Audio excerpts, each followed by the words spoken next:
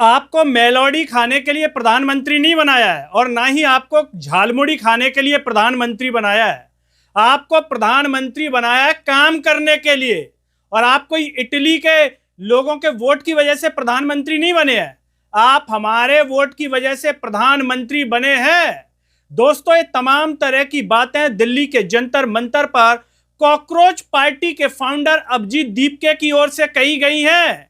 ऐसा लग रहा है कि इस्तीफा न देने की वजह से धर्मेंद्र प्रधान के चक्कर में जो कॉकरोच जनता पार्टी है उन्होंने नरेंद्र मोदी की क्लास लगा दी है, या कहें कि एक तरह से नरेंद्र मोदी के ऊपर बरस पड़े कॉकरोच।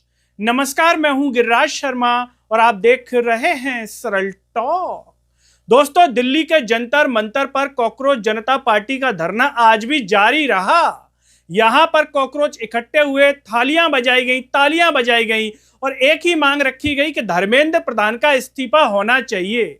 धर्मेंद्र प्रधान जिसकी वजह से कई नीट के बच्चों ने सुसाइड कर लिया, लेकिन हमारा धर्मेंद्र के कुर्सी पर बैठा हुआ है।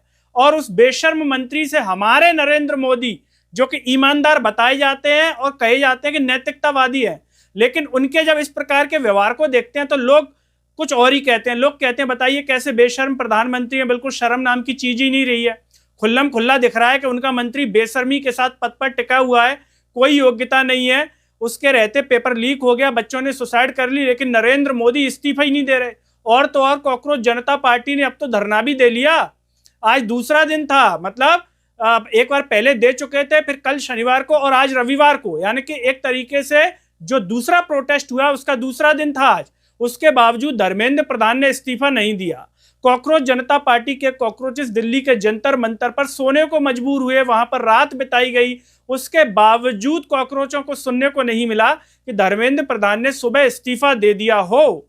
इसी के चलते दोस्तों आज अभिजीत जो दीपके हैं उन्होंने माइक थामा और उनका एक video cockroach is back Twitter page से शेयर किया गया है, जिस पर लल्लन टॉप का लोगो लगा है। और उस वीडियो के भीतर अभिजीत दीपके सीधे तौर पर कह रहे हैं, बिना लाग लपेट के कह रहे हैं कि अगर धर्मेंद्र प्रधान जो ऐसा इनकॉम्पिटेंट जो है मिनिस्टर नहीं देखा, और अगर नरेंद्र मोदी इनसे इस्तीफा नहीं लेते हैं तो आज तक के इतिहास में ऐसा इनकॉम्पिटेंट प्राइम मिनिस्टर नहीं होगा।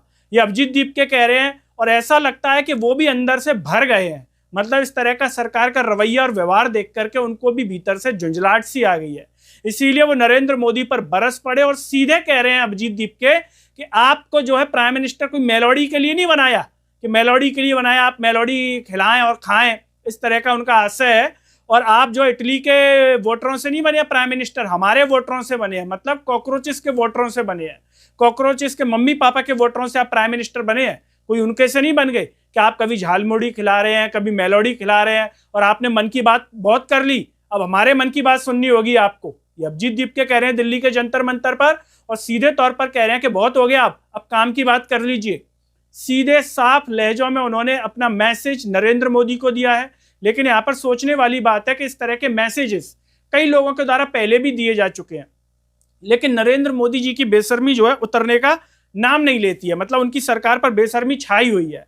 अब सवाल यह है कि अभिजीत दीपके की इन बयानों को सुनकर, इन बातों को सुनकर क्या नरेंद्र मोदी की आत्मा जग जाएगी? क्या उनको लगेगा कि हाँ यार, अभिजीत दीपके बात तो सही कह रहा है? ऐसा तो है नहीं। लेकिन जवाबदेही तय नहीं हो रही है, ना तो धर्मेंद्र इस्तीफा दे रहा है और ना ही नरेंद्र मोदी इस्तीफा दे रहे हैं। ऐसा लग रहा है कि इस सरकार में इस्तीफा जो लेना आसान बात नहीं है, क्योंकि ऐसी बेशर्म सरकार के सामने आप इस्तीफा मांगे, और वो भी कैसे? नैतिकतावादी इस्तीफा दे दीजिए, कर दीजिए, आंदोलन शांतिपूर्ण है। ऐसी बेशर्म सरकार क्या इन आंदोलनों से जागेगी? ये सवाल अपने आप में है। क्या इस्तीफा देगी जहां फुलटूस बेशर्म बैठे हुए जिन्हें कोई शर्म ही नहीं है? उन्हें तो ऐसा महसूस होता है कि हमारे बच्चे ही नहीं है। धर्मेंद्र के काय के बच्चे? ये बच्चे धर्मेंद्र के थोड़ी हैं, ये तो दूसरों के हैं। धर्मेंद्र के बच्चे तो विदेश में पढ़ रहे होंगे, तो उसे काय की चिंता? धर्मेंद्र तो अपने बच्चों के लिए कमा के रख जाएंगे, ऐसा लोग कह रहे हैं। और नरेंद्र मोदी के लिए तो लोग ऐसी ऐसी बातें कह रहे हैं कि मैं यहाँ पर बता भी नहीं सकता।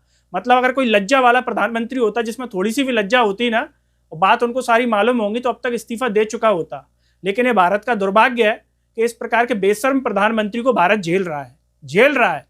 लोग कह रहे हैं हम नहीं बना रहे वोटों से, हम वोट नहीं दे रहे, सिस्टम हैक किया जा चुका है, ये लोगों का कहना है।